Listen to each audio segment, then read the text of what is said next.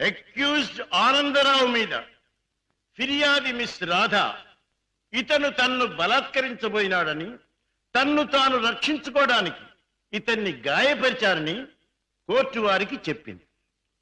కానీ అది అబద్ధమని కోర్టు వారికి మనవి చేస్తూ ఆనందరావు ద్వారా అసలు నిజాన్ని కోర్టు వారికి తెలియజేయడానికి ప్రయత్నిస్తాను. Thank you sir. Mister Anandarao, ఫిర్యాది మిస్ రాధ మీకు తెలుసా? తెలుసు. ఎలా తెలుసు? ఆమె నా సెక్రటరీగా పనిచేస్తుంది. ఓహో, సెక్రటరీగా పనిచేస్తూ ఆమె తన అందచందాలతో అడుగడుగునా మిమ్మల్ని ఆకర్షింపజేయాలని ప్రయత్నించింది కదూ? అవును. Objection, Your Honor. That is a leading question. Objection sustained. Yes, proceed. Mister Anandarao, 16వ తారీఖున ఏం జరిగిందో వివరంగా చెప్పండి. ఆ రోజు నా భార్య ఊళ్ళో లేదు. నా స్నేహితుడికి రైల్వే స్టేషన్ లో సెండ్ ఆఫ్ ఇచ్చి ఇంటికి వచ్చాను. హాల్లోకి వచ్చి లైట్ స్విచ్ వేసిన నాకు రాధ కనిపించింది. ఏమిటి ఇలా వచ్చావన్నాను. తన కోరిక తీర్చకపోతే, తాను చెప్పినట్టు వినకపోతే తనను నేను బలాత్కారం చేసినట్టు అరిచి అల్లరి చేస్తానంది. ఛీ, నీకు సిగ్గు లేదా, బయటికి నడువన్నాను. అంతే, తన చేతిలో ఉన్న కత్తితో నన్ను పొడిచి అరిచి అల్లరి పెట్టింది. That's all, Your Honor. Your Honor, let me examine the accused. Yes, proceed.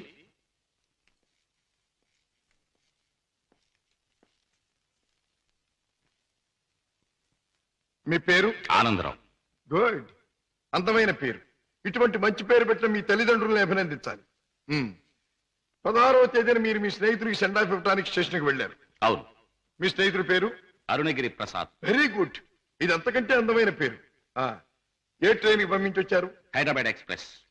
Hyderabad express, very good. మీ స్నేహితుడు కూడా మీలాగే భాగ్యవంతుడై ఉండాలి. Of course, he's a millionaire.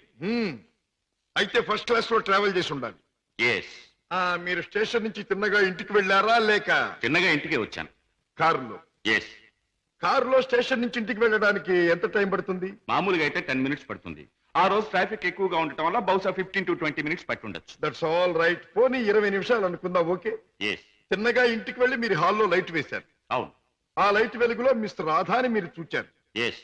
Your honour, Hyderabad express ప్రతిరోజు సరిగ్గా సాయంత్రం 4:20 బయలుదేరుతుంది.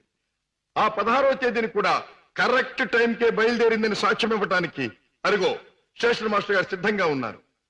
అంతేకాకుండా ఆ రోజు రిజర్వేషన్ చార్ట్ ప్రకారం ఫస్ట్ క్లాస్ లో అరుణగిరి ప్రసాద్ అనే వారెవరూ ప్రయాణం చేసి ఉండలేదని కూడా వారు చెబుతున్నారు.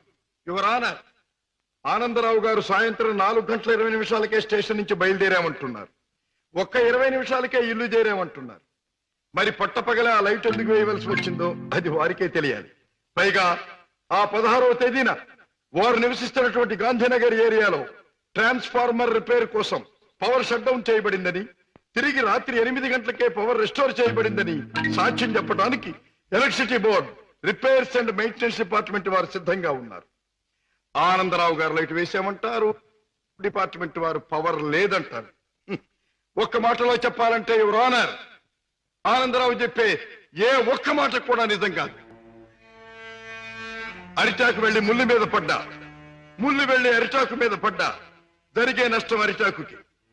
ఆ అరిటాకు లాంటిదే ఆడదాని జీవితం.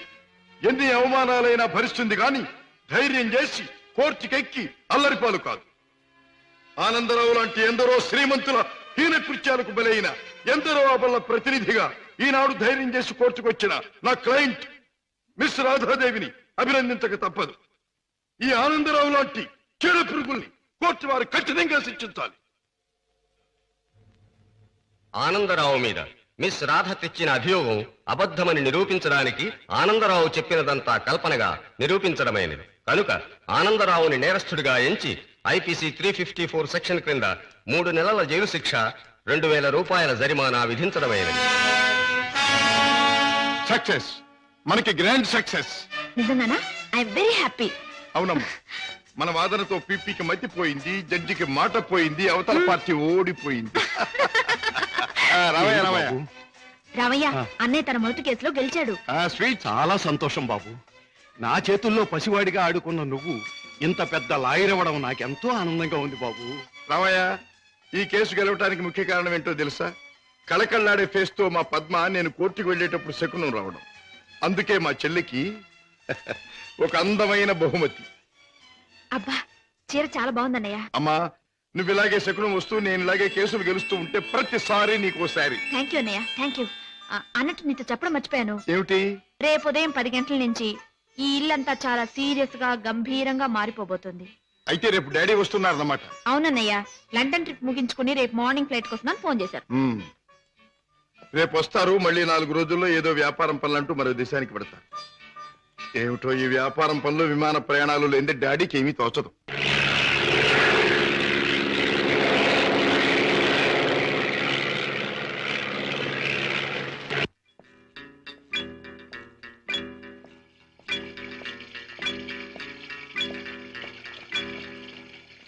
డాడ్ ప్రయాణం బాగా జరిగిందా? బాగానే సార్. ఏం ప్రాక్టీస్ ప్రారంభించావా? ఎస్ డాడీ, 10 రోజులైంది. పెద్ద బజార్లో ఫ్లాట్ తీసుకుని ఆఫీస్ ఓపెన్ చేశాను. నేను ఫస్ట్ టేకప్ చేసిన కేసు నిన్న కోర్టులో బ్రహ్మాండంగా వాదించి గెలిచాను. అందరూ ఆశ్చర్యపోయారు. ఈ శశిభూషణ్ రావు కొడుకు ఓడిపోతే ఆశ్చర్యపడాలి, గెలవటం గొప్ప విశేషం కాదు. రాజా, ఒక్క కేసు గెలవడం కాదు, నువ్వు వేసే ప్రతి అడుగులోనూ విజయం ధ్వనించాలి. నువ్వు వెళ్లే ప్రతి దారిలోనూ సక్సెస్ మారుమోగాలి. That is my wish and ambition. Daddy, breakfast వస్తారా? ఇప్పుడే కాదు, యూ క్యారీ ఆన్.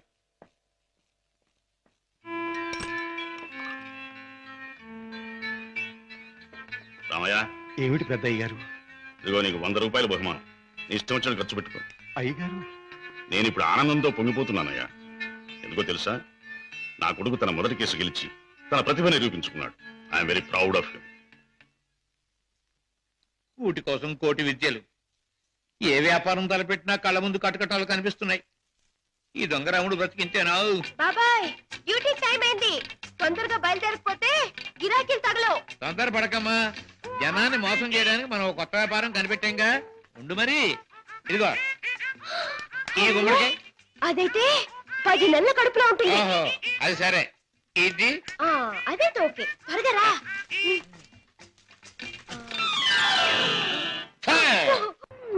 మంచి గిరాకీలాగుంది. అయ్యో కారాపడు బాబు, కారాపడు బాబు. ఏమిటమ్మా, ఏం కావాలి? అబ్బా, నిండు నెలల మనిషిని బాబు. అబ్బా, హాస్పిటల్ నుంచి వస్తున్నాను. 2 మైళ్ళ అవతల మా అయ్య నా కోసం కాసుకుని ఉంటాడు.